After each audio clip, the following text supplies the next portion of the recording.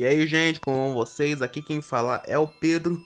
Galera, estamos vindo aqui para mais um vídeo. Dessa vez aqui é de Dragon Ball. No caso, vai ser um vídeo um pouquinho diferente, né? Se bem que todo vídeo que eu faço é diferente, né? Mas, vocês me entendem? Enfim, né? Em o vídeo que eu vou fazer hoje seria sobre como seria, em um cenário hipotético, eu escrevendo o roteiro de Dragon Ball. Como seria se eu fosse o roteirista de Dragon Ball. No caso, no caso aqui, né? E eu vou me concentrar no Dragon Ball Super, né? É o Dragon Ball mais atual, que ainda tá em desenvolvimento, que ainda não se finalizou, tá sendo escrito e ilustrado pelo Toyotaro, né? Que tá passando do mangá do Mestre Toriyama pra frente. Enfim. Aqui seria um cenário hipotético de como seria se eu estivesse escrevendo o roteiro de Dragon Ball a partir do último ponto que eu tenho conhecimento do manga. Tá? Mas aí, ficou interessado? Então, bora pro vídeo. Então, para começar, eu iria desenvolver os personagens. Sim, gente, tem mais como desenvolver os personagens. De acordo com o Alexandre Link de quadrinhos na Sarjeta, aparentemente os personagens de Dragon Ball da saga Z pra baixo não tem um desenvolvimento dos mais adequados. Para vocês terem noção. Então, o Vegeta não aprende com os erros muitas vezes, o Goku ficou infantil e o muito personagem bom acabou sendo esquecido. Ido aqui e acolá. Então, no caso, ia começar trazendo a maturidade do Goku de volta, né? Pra trazer de volta aquele senso de segurança, né? Não, o Goku tá aí, ele vai resolver o problema, não aquele Goku que só se divertir durante a luta. O Vegeta, então eu não iria deixar ele menos arrogante, menos orgulhoso, porque de acordo com o Jader, sim, eu tive essa ideia para um vídeo durante uma conversa com meu amigo. Ele disse que o personagem acabaria perdendo a essência, então eu iria manter o orgulho dele, só que a diferença é que eu iria mostrar ele aprendendo mais com os erros assim. Entende que gosta do Vegeta, sim, mas é porque ele mudou e se desenvolveu com o tempo, né? Mas convenhamos, é bem raro a gente ver ele aprendendo com os próprios erros. Por exemplo, lá quando ele foi introduzido na saga onde o Freeza apareceu pela primeira vez, ele tava todo confiante, foi com tudo, se lascou. Ou, com o céu, se lascou. Com os androides, se lascou. Ou, né? Então, pra você ter uma noção do quão feio é a situação do coitado. E o que mais? Agora o Goten e o Trunks, né? Que agora estão num arco de treinamento. Um arco, né? Então, o Jadar me contou que eles estão num treinamento até bem patético, por assim dizer. Então, o que eu faria? Pra trazer um pouquinho aquela nostalgia de como era nos tempos antigos de Dragon Ball. O Mestre Kami estaria passando por ali aleatoriamente, veria tudo aquilo e lhe diria que aquilo tá péssimo, tá ruim. Iria pegar eles pessoalmente para treinar, né? Dispensando para ele aquele mesmo treinamento que ele dispensou pro Goku e pro Kuririn na saga clássica, com apenas algumas poucas diferenças. No caso, quem se desse bem iria ganhar uma recompensa e quem se desse mal só não iria ganhar. Isso iria funcionar mas das seguintes lógicas, né?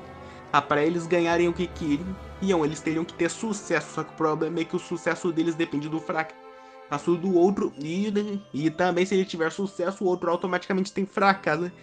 Aí, assim, um querendo ficar melhor que o outro, ajudaria os dois personagens a se desenvolver, o Goten e o Trunks no caso. Que mais? O Yajirobe, que tá na Torre Karen. Eu iria trazer ele de volta, só que dessa vez melhor equipado. Perreiro, mas ele não iria render muito bem nas lutas.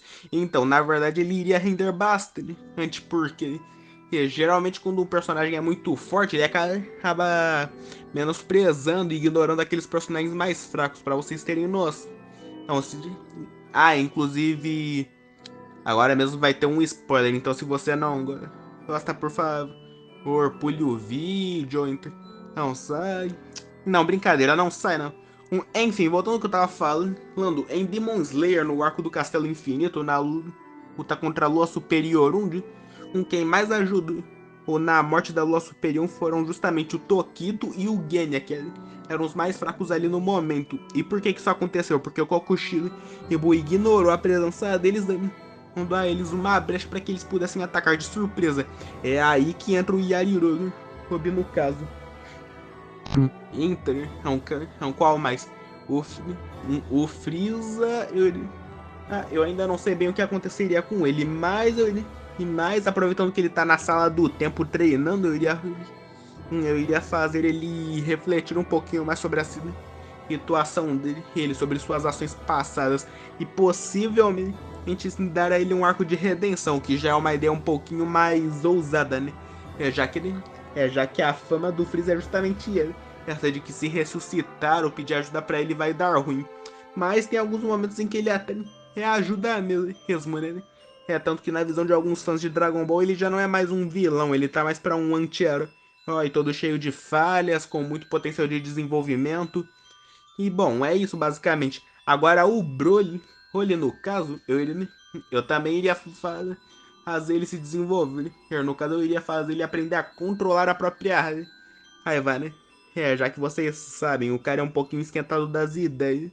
Yasne.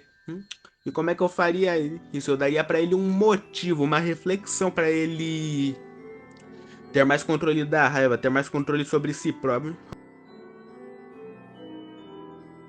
Uma outra coisa que eu faria pra desenvolver a história seria nerfar os vilões. Sim, gente, Dragon Ball tá precisando de uns vilões um pouco mais fraquinhos, um pouquinho mais nerfados. E por que eu falo isso? Justamente porque uma coisa que tá fazendo Dragon Ball perder a popularidade, ou não, né? Já faz tempo que eu não tô informado. Então, o que tá fazendo o Dragon Ball decair ainda, mas é que os vilões estão muito fortes, eles estão muito perfeitos, por assim dizer. Não passa aquela sensação de segurança quando o Goku e o Vegeta estão lá enfrentando o cara, no final ele sempre acaba ficando mais forte, assim trazendo mais problema para eles que já estão caídos e não conseguem se desenvolver mais, né? Então, justamente por isso, né? Pra passar uma melhor sensação de segurança pro leito, olho e tudo mais. Nerfados foi o menor tópico. Mas enfim, continua. As lutas seriam bem mais equilibradas, né? Não iria começar com tudo logo de cara. Pro negócio ficar mais interessante, eu iria fazer a luta ir subindo de nível, mas não só um personagem. Ambos os personagens participantes da luta irem subindo de nível e deixando a luta mais intensa, porém equilibrada, né? Ou então pelo menos tentar fazer isso. Já que o que acontece muitas vezes em Dragon Ball é que em Dragon Ball Super, para ser mais específico, é que muitas vezes os vilões estão dominando demais as lutas, assim acaba não passando muito espaço para os outros personagens, né? Tanto que alguns erros que alguns mangás cometem é justamente esse, de fazer um monte de personagem bom e acabar focando em meia dúzia de gato pingado, né? Eu, por exemplo, em Boku no Hero eu gosto bastante do herói Fat Gun, mas ele é um dos que menos aparece. E outra coisa que eu traria de volta seriam as estratégias, né? Só que de preferência que não me obrigasse a fazer nenhuma forçação no roteiro, né? Que eu não sei se vocês sabem, mas tem algumas coisas que são praticamente forçação de roteiro só pra conseguir vencer a luta, né? Puta, agora vem um spoiler, se você não assistiu nem leu o manga, assista por sua conta em risco. Isso, quando no caso teve aquela batalha lá entre os universos de 1 a 12, né? Aquele todos contra todos. Na batalha contra o Jiren, o Freeza e o número 17 trapacearam entre aspas, né? No caso eles utilizaram um truquezinho barato que serviu como uma boa forçação de roteiro, por assim dizer.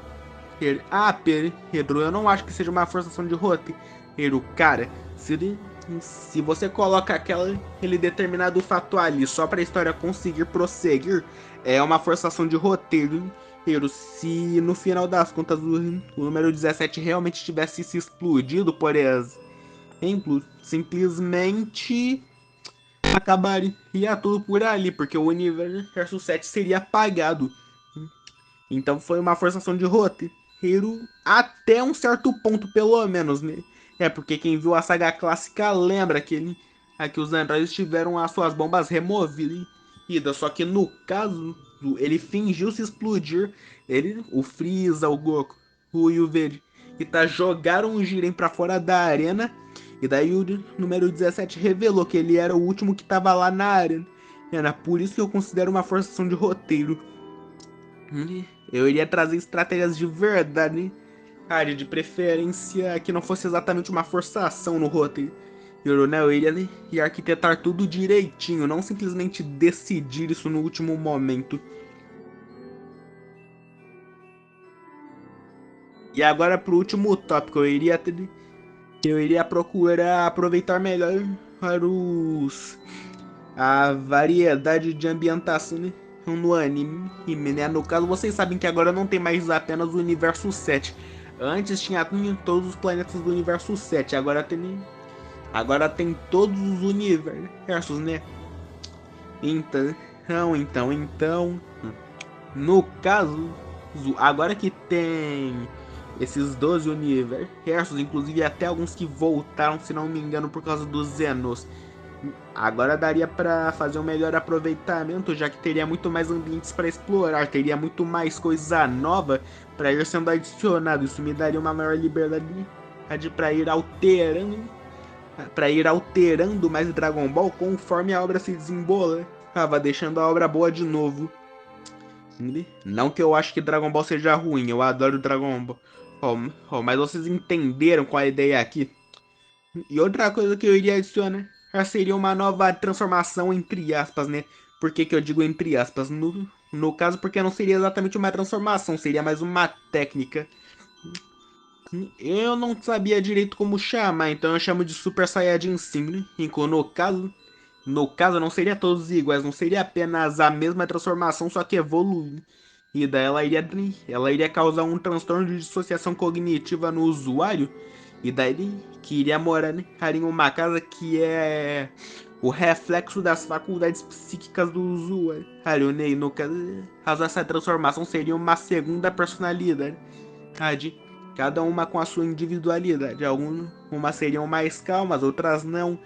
Tipo tipo os stands de Jojo. Né? Hoje estão me entendendo? No caso, a transformação seria o usuário, mas ao mesmo tempo não seria. E por que eu iria adicionar isso? De acordo com o Jader, o mestre Toyotaro tá com dificuldade de adicionar nova transformação. Não, né? E como esse negócio aí, e de acordo com o cabelo mudar ter ficado muito repetitivo, e eu adicionei isso no caso. E no caso, as personas são mais como se fossem o modo turbo de OK Kai, vamos ser herói, pois os caras mudam lá de cabelo, roupa, né?